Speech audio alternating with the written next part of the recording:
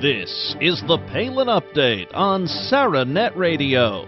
I'm Kevin Scholla. You can do it from here by sending Steve to be one of those reinforcements that we need in Washington, D.C. Stand together, New Jersey. Sarah Palin thrills a packed house in New Jersey, stumping for Steve Lonegan with the special election fast approaching.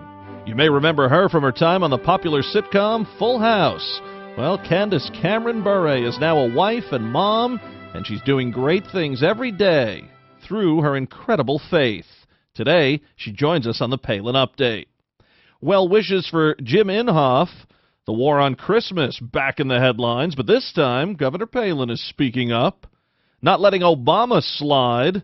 A brand new Commonwealth Common Sense with Susan Stimson, and just ahead our latest edition of Steel Resolve with Sarah Steelman. First, it is a pleasure to have actress, producer, best-selling author, and inspirational speaker Candace Cameron-Bure here today. She was DJ Tanner on Full House, and now she's working on several projects, all while serving as a role model to women of all ages. Candace Cameron-Bure, welcome to the Palin Update on SarahNet Radio. Thank you. Thanks for having me. Well, we are so happy you could be here. I understand you were trending the other day on Twitter.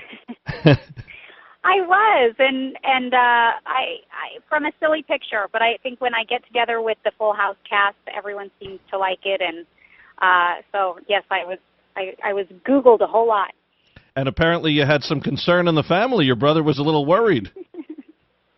He was. It was pretty funny. He heard that. So, because sometimes when you're trending on a site like Yahoo or Google, it could be for bad reasons. So my brother called and he just said, "Hey, is everything okay? Why in the world are you trending?" He said, "Oh, it's nothing bad.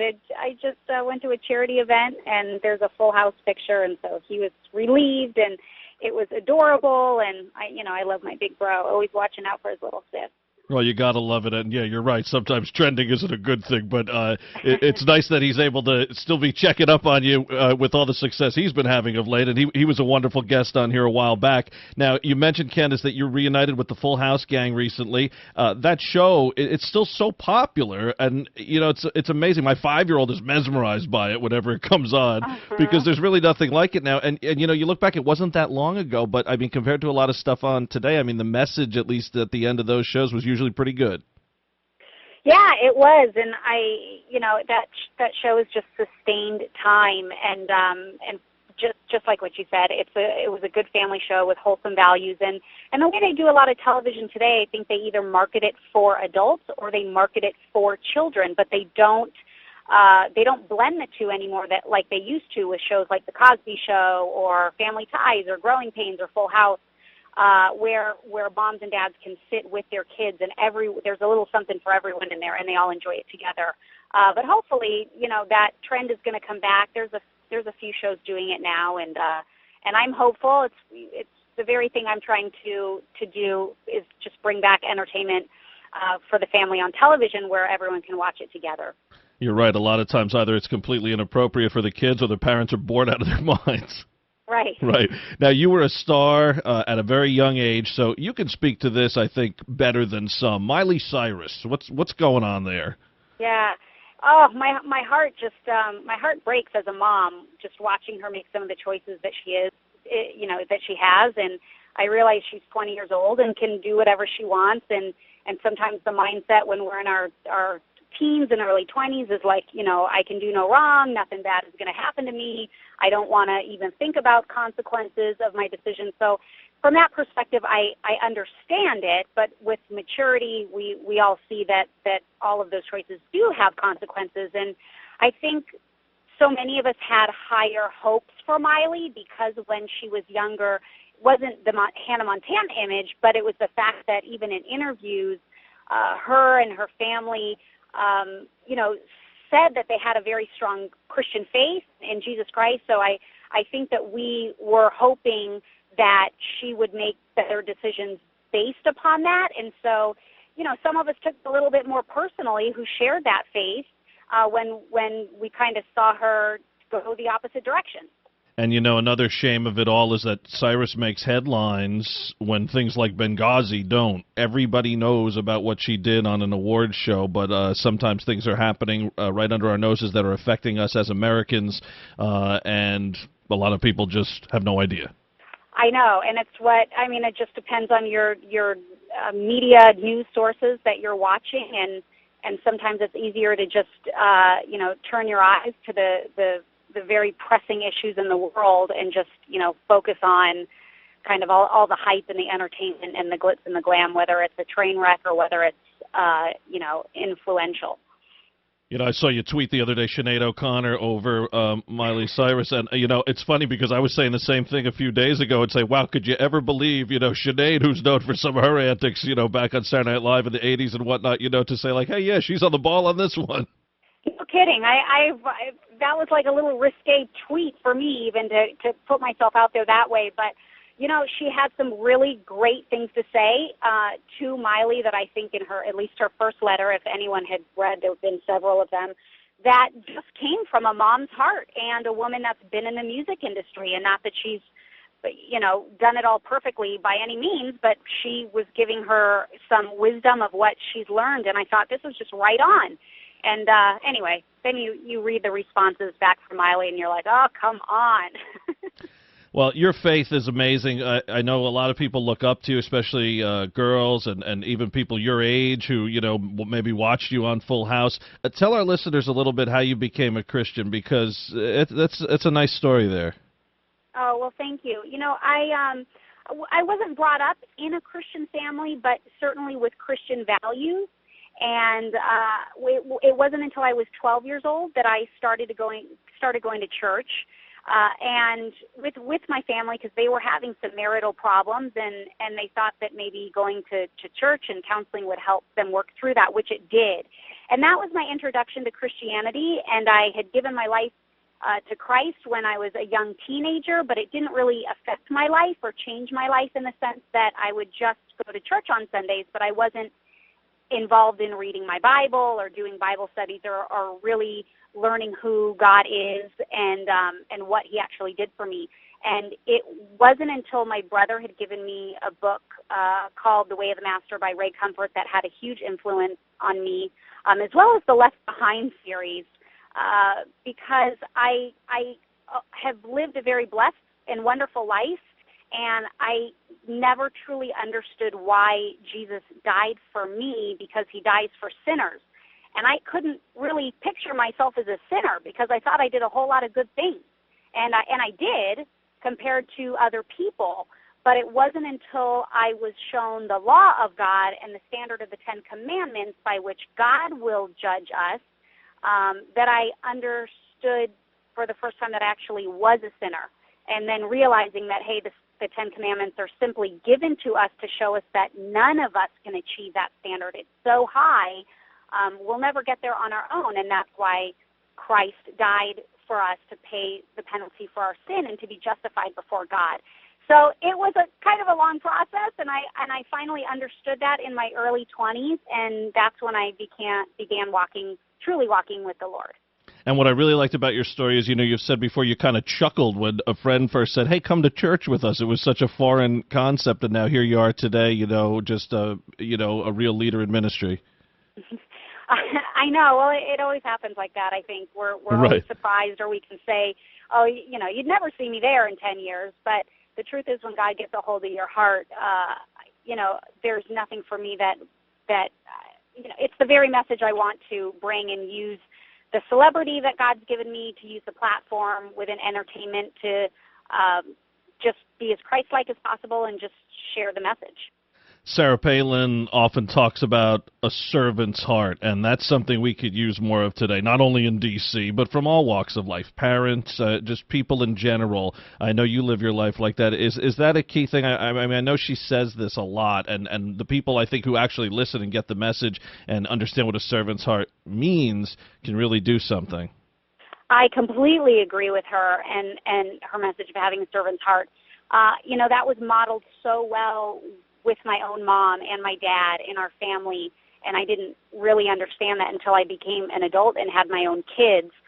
But putting others before yourself whether it's your husband, whether it's your friend, your coworker, or someone across the country that's in need and dying of hunger, when you put them before yourself, it just does a work on your heart, and it changes your perspective of importance, and then it models a behavior that people like and want to emulate, and it gets passed on, and it's just a beautiful thing to model and to teach one another.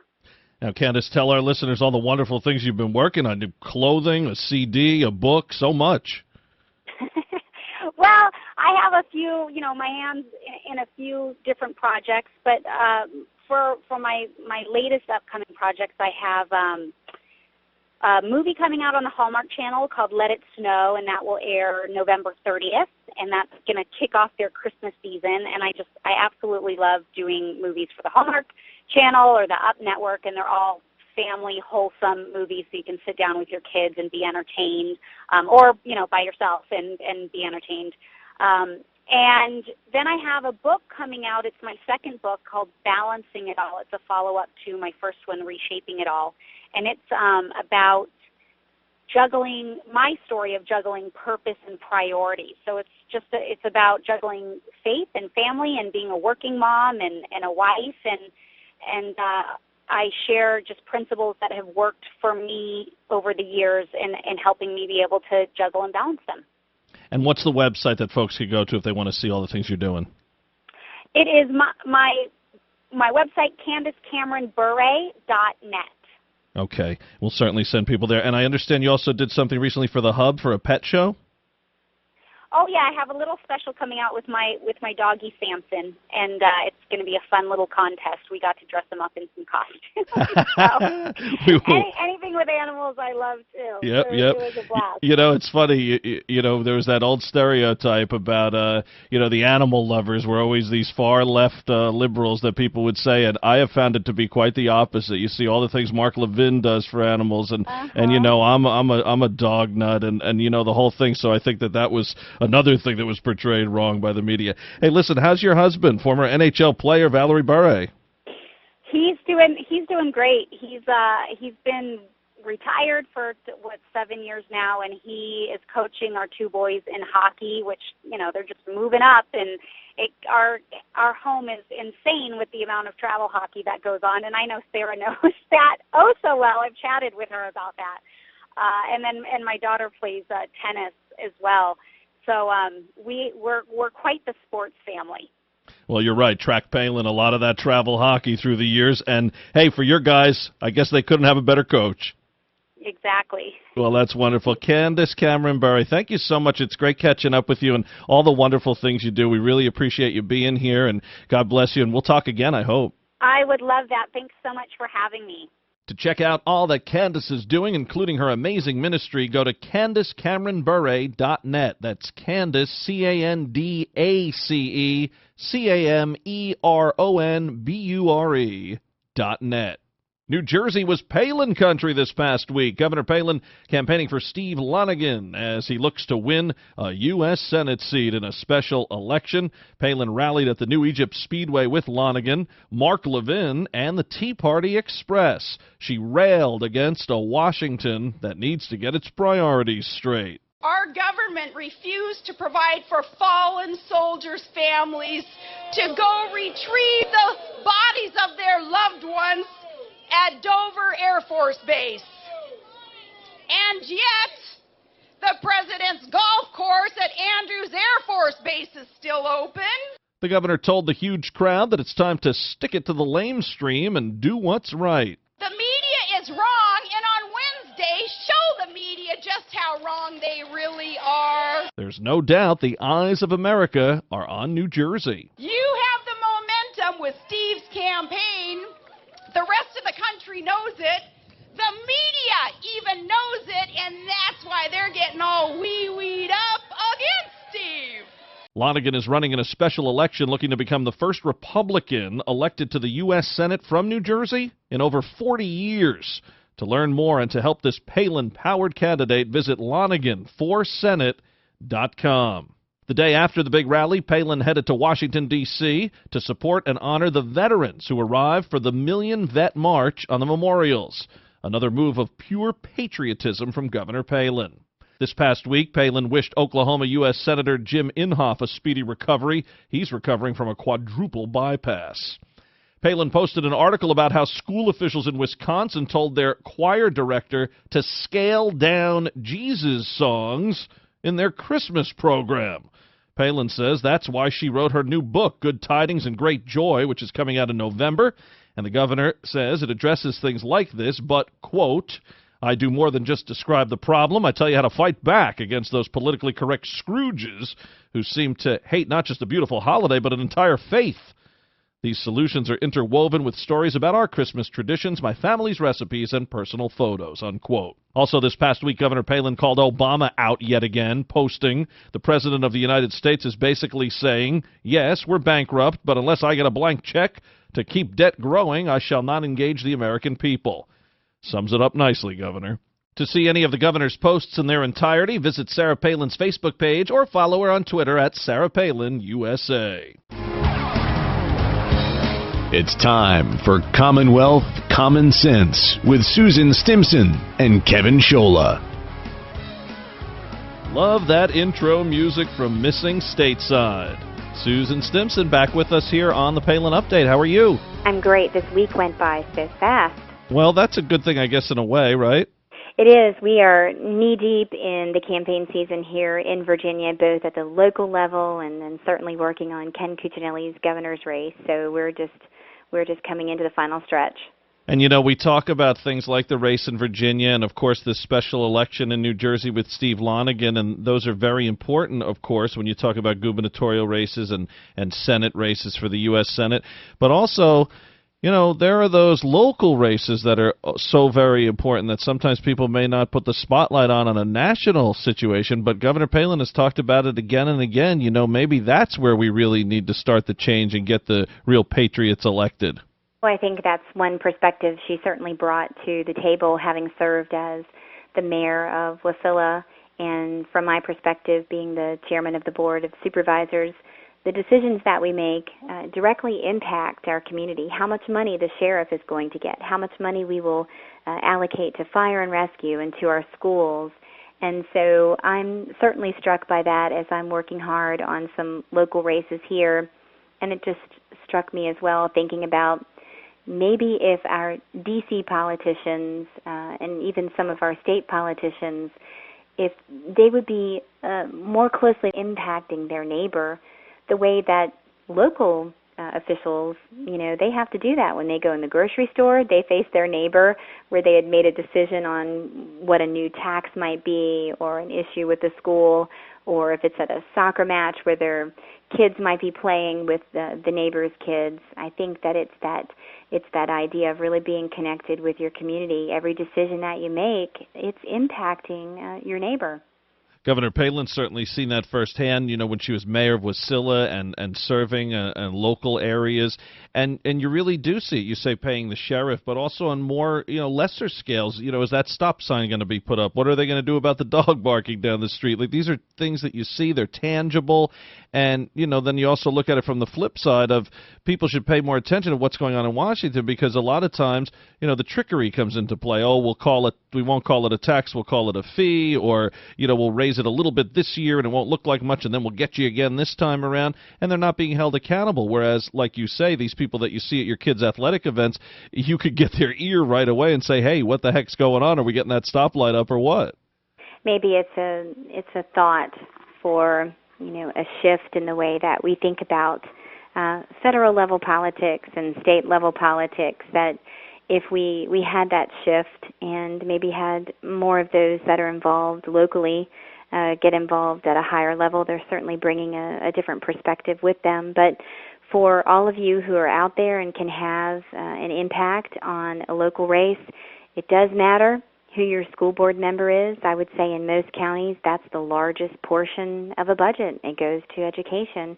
And it does matter who your county commissioner is, or your council member, or your board of supervisors. They're making decisions that directly impact your life and your children's lives. So get involved and just be aware of the issues that are going on in your community. Well, Governor Palin says you don't need a title to make a difference, and that's certainly true. You can be a private citizen and make a difference, but also you don't have to have a major title, meaning if you have one of these quote-unquote minor posts, which aren't minor at all, which are very important, but, you know, as far as from a coverage standpoint, can make a real difference. Great points, Susan. We appreciate it. Great. Thanks for having me. Susan Stimson in Virginia. More Commonwealth Common Sense next week. Now, our weekly commentary, Steel Resolve. Here's Sarah Steelman. Thanks, Kevin. Why is it so hard for Congress to do the right thing regarding the budget? It should be their number one responsibility, but clearly it is not. Most state governments take their budgeting responsibility very seriously. Here in Missouri, yes, right here in the midst of non-Ivy League flyover country, we do it right. Most governors and legislators who have led Missouri government, whether Democratic or Republican, respect their responsibility for budgeting the people's money. Most members of Congress have served in state legislatures. They must get amnesia when they hit the Washington Beltway. Believe it or not, our state budget is actually completed prior to the beginning of the next fiscal year, as it should be. In Missouri, our state constitution requires a balanced budget. That means we can't spend more money than we take in. A novel idea. But year after year, that is precisely what happens when vigorous debate, but eventually truly agreed to and finally passed by the end of the legislative session, many months prior to the next fiscal year. Additionally, in Missouri, we can borrow money by issuing bonds, but we have to have the revenue necessary to pay off the bonds each year. That payment becomes part of the balanced budget. That is precisely why we have a AAA bond rating. This really isn't rocket science, except for those in D.C. At a minimum, Congress should have been working on a budget prior to October 1st instead of creating a crisis. Year after year, we see the same thing, Congress abdicating their responsibility. Governing by crisis is careless, and it is destroying our country. So if you wonder why the American people are sick and tired of both parties, maybe that's one of the many reasons. This is Sarah Steelman for SarahNet Radio.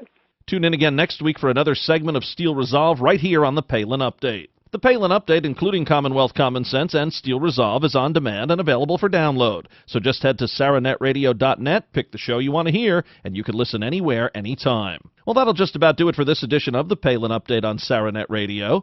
Visit SarahNetRadio.net for continuing coverage of Governor Palin. Also, follow along on Twitter at SarahNet Radio, at Kevin Scholla, at Susan B. Stimson, and at Sarah_Steelman.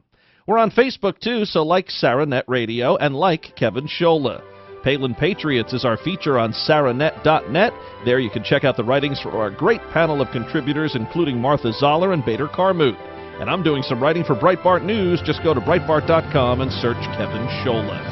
I want to thank Sarah Steelman, Susan Stimson, and everyone here at SarahNet Radio. Thanks to Candace, Cameron-Bure, and thank you for listening today. Please be sure to join us again next time for another edition of the Palin Update. I'm Kevin Scholla. Have a pleasant day, and Happy Columbus Day.